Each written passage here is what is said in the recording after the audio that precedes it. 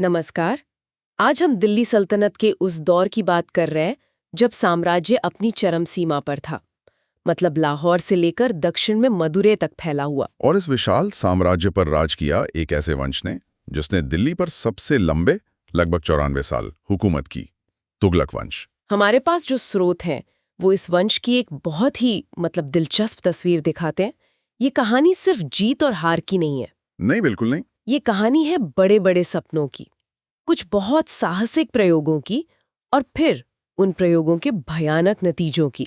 हाँ, और यही बात इस वंश को इतना आकर्षक बनाती है। ये शासक सिर्फ तलवारबाज सुल्तान नहीं थे। सही। ये प्रशासक थे, निर्माता थे और अपने समय से बहुत आगे सोचने वाले लोग थे। उनकी सफलताएं और खासकर उनकी विफलताएं हमें आज भी शासन कला के बारे में बहुत कुछ सिखाती हैं। तो आज हम तुगलक वंश के 3 सबसे बड़े शासकों गयासुद्दीन, मोहम्मद बिन तुगलक और फिरोज शाह की नीतियों को परत दर परत समझने की कोशिश करेंगे। चलिए, तो फिर इस कहानी की शुरुआत इसके संस्थापक से ही करते हैं। कहानी शुरू होती है गाजी मलिक से। वो खिलजी सेना में कमांडर था।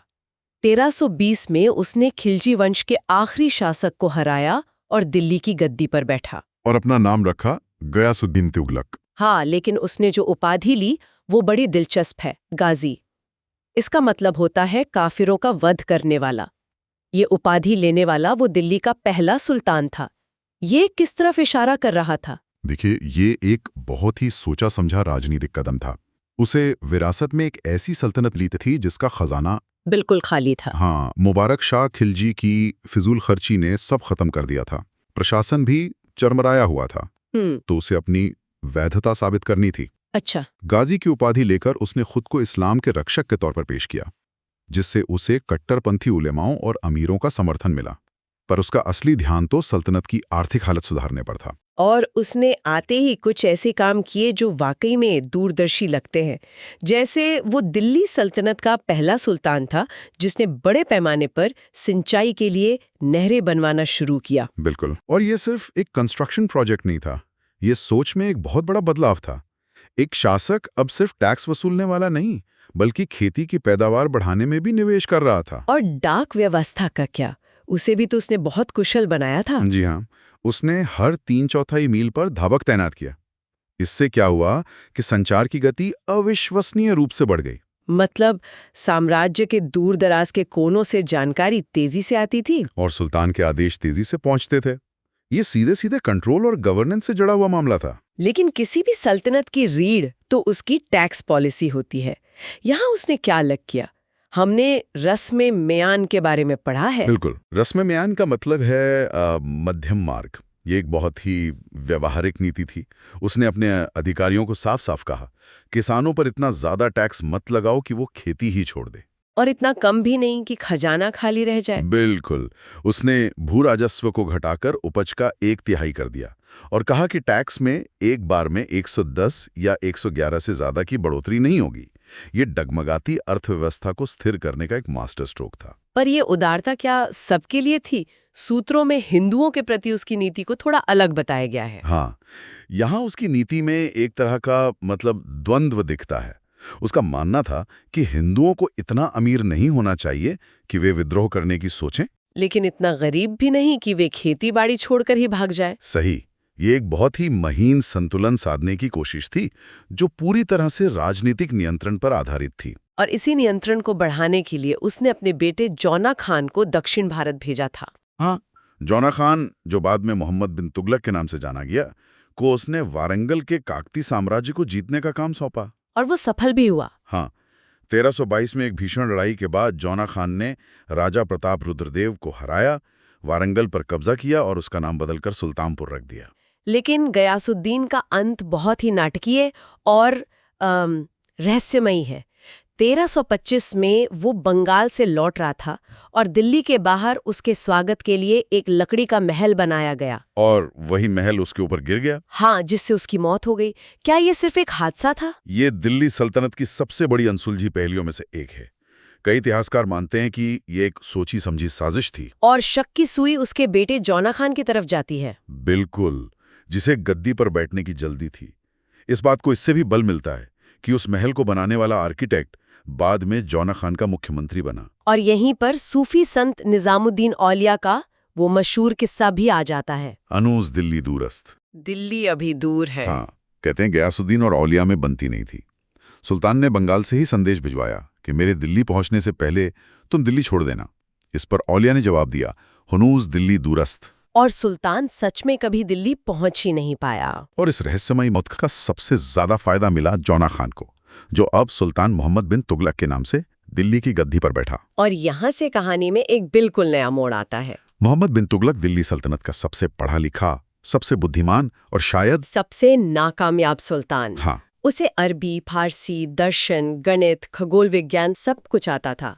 मोरक्को का यात्री इब्न बतूता उसी के समय भारत आया और सुल्तान ने उसे दिल्ली का काजी बना दिया। तो सवाल ये उठता है कि अगर वो इतना विद्वान था तो उसकी योजना इतनी विनाशकारी रूप से फेल कैसे हुई? यही तो सबसे बड़ा विरोधाभास है। वो एक विजनरी था, उसकी सोच अपने समय से शायद 500 साल आगे थी, लेकिन वो एक बहुत बुरा मैनेजर था।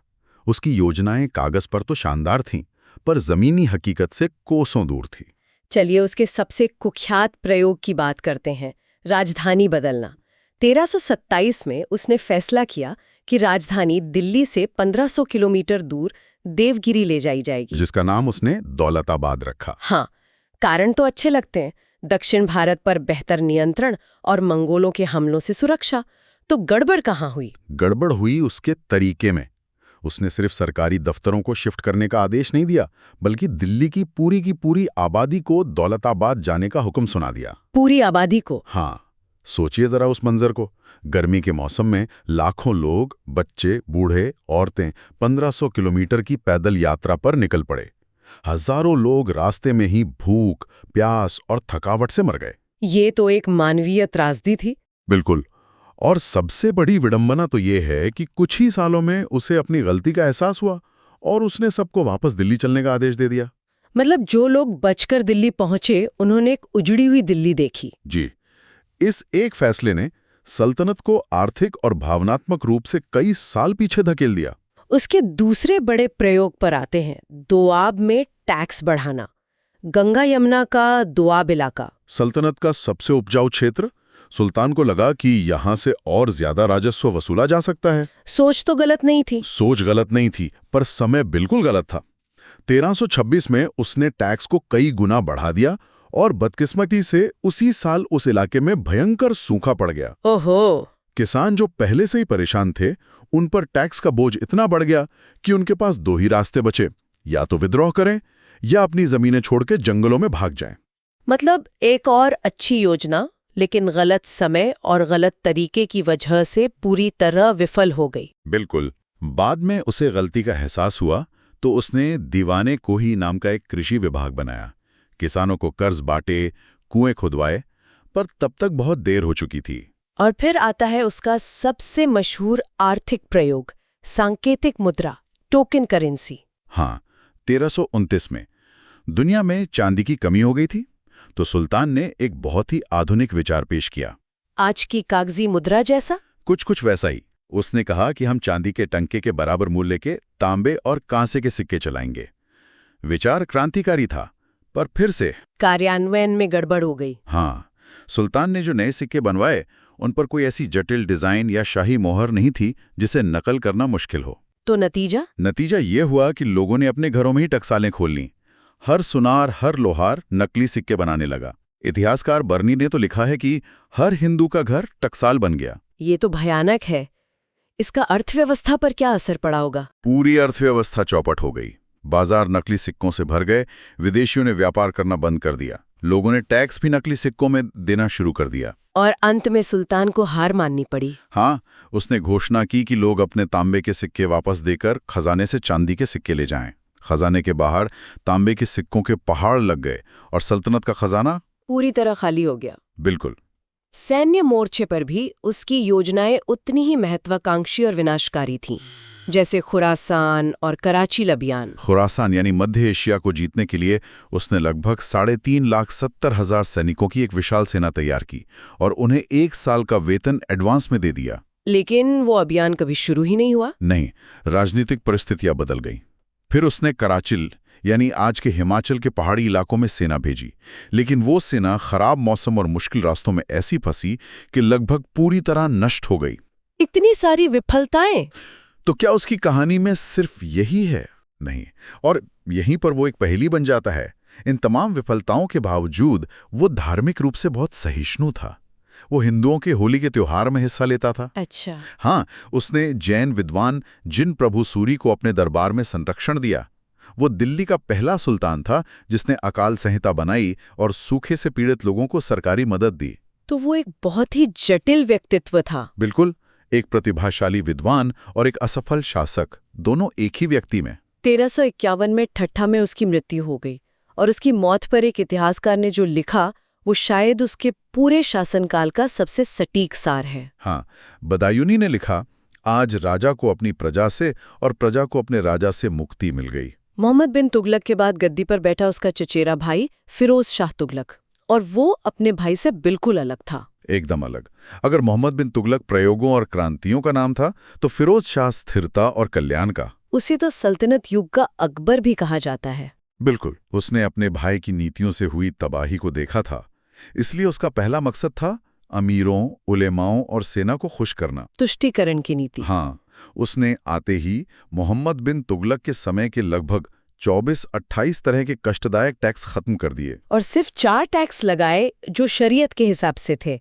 तो ये एक तरह का टैक्स सुधार था। हाँ, एक बड़ा सुधार था। उसने टैक्स सिस्टम को सरल बना दिया, खराज, खम्स, ज़कात और जजिया। लेकिन यहाँ उसने एक बहुत बड़ा और विवादास्पद कदम उठाया। उसने पहली बार ब्राह्मणों पर भी जजिया लगाया। जी, जिन्हें पहले इससे छूट मिली हुई थी। ये साफ तौर पर उलेमाओं को खुश करने का एक तरीका था। फिरोज शाह एक निर्माता के तौर पर भी बहुत मशहूर है। उसने 300 से ज्यादा शहर बसाए, फिरोजाबाद, फतेहाबाद, हिसार, जौनपुर। और इसके पीछे गहरी आर्थिक सोच थी। उसने नहरों का एक पूरा जाल बिछवा दिया। ये सल्तनत के इतिहास का सबसे बड़ा सिंचाई नेटवर्क था। इससे खेतीबाड़ी में जबरदस्त सुधार हुआ होगा। बिल्कुल। और वो पहला सुल्तान था जिसने सिंचाई पर एक अलग टैक्स लगाया, जिसे हक-ए-शर्ब कहा गया। इससे सल्तनत की आमदनी भी बढ़ी। उसके कल्याणकारी विभाग भी बहुत जाने जाते हैं। दीवान खैरात, दारुल शफा। हाँ, ये आज के सोशल वेलफेयर डिपार्टमेंट्स की तरह थे। दीवान खैरात गरीब मुस्लिम लड़कियों और विधवाओं की मदद करता था। दारुल शफा एक मुफ्त अस्पताल था और एक रोजगार दफ्तर भी था। जी, और सबसे अनोखा था दीवाने बंदेगान, दासों के लिए एक अलग विभाग। उसके समय में सल्तनत में सबसे ज्यादा लगभग 1,80,000 दास थे। लेकिन यहाँ भी एक विरोधाभास है। एक तरफ ये सारे कल्याणकारी काम और दूसरी तरफ मंदिरों को तोड़ने का भी जिक्र मिलता है। और यही फिरोज शाह की शख्सियत का दूसरा पहलू है। वो एक कट्टर सुन्नी मुसलमान था। उसने पुरी के जगन्नाथ मंदिर और कांगड़ा के ज्वालामुखी मंदिर को तोड़ा, जो उसकी धार्मिक असहिष्णुता को दिखाता है। हाँ, वहीं दूसरी तरफ उसने मेरठ और टोपरा से अशोक के स्तंभों को बड़ी इज्जत के साथ मंगवाकर दिल्ली में स्थापित करवाया, जो इतिहास के प्रति उसके सम्मान को दर्शाता है।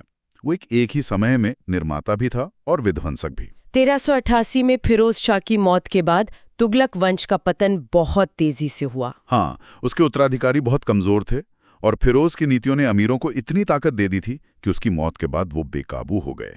और इस बिखरते हुए साम्राज्य के ताबूत में आखिरी कील किसने ठोकी? 1398 में तैमूर लंग के आक्रमण ने। तैमूर ने दिल्ली को लूटा, हजारों लोगों का कत्लेआम किया और शहर को पूरी तरह से तबाह कर दिया। तुगलक वंश का आखिरी शासक नसीरुद्दीन महमूद शाह किसी तरह अपनी जान बचाकर भागा। इसके बाद तुगलक वंश बस नाम का रह गया और जल्द ही तैमूर के प्रतिनिधि खिज्र खान ने सैयद वंश की नींव रखी। जाते जाते उनकी वास्तुकला की बात भी कर लेते हैं। तुगलकाबाद का किला, गयासुद्दीन का मकबरा। हाँ, लेकिन एक इमारत है जो सबसे खास है, खाने जहां तेलंगानी का मकबरा। ये फिरोज शाह का प्रधानमंत्री था। अच्छा। उसका मकबरा भारत में बनी पहली अष्टकोणीय मतलब ऑक्टागोनल इमारत है। इसकी तुलना यरूशलेम की उमर मस्जिद से की जाती है। तो ये थी तुगलक वंश की कहानी। एक संस्थापक जिसने ठोस नींव रखी, एक विद्वान सुल्तान जिसने आसमान छूने की कोशिश की लेकिन जमीन पर आ गिरा, और एक कल्याणकारी शासक जिसने सल्तनत के घावों पर मरहम लगाने की कोशिश की, लेकिन शायद तब तक बहुत देर हो चुकी थी। ये वंश हमें शासन की बड़ी सच्चाई सिखाता है। बिल्कुल, कि एक विशाल साम्राज्य को सिर्फ अच्छे इरादों या क्रांतिकारी विचारों से नहीं चलाया जा सकता। मोहम्मद बिन तुगलक के मामले में हमने देखा कि सही समय और सही कार्यान्वयन के बिना बेहतरीन योजनाएं भी विनाशकारी साबित हो सकती हैं। इस पूरी चर्चा के बाद एक सवाल जहन में रह जाता है। मोहम्मद बिन तुगलक के साहसिक लेकिन असफल प्रयोगों को देखते हुए इतिहास को किसी शासक को उसके इरादों के लिए याद रखना चाहिए या उसके कामों के नतीजों के लिए? और एक महान विद्वान होने और एक सफल शासक होने में आखिर क्या फर्क है?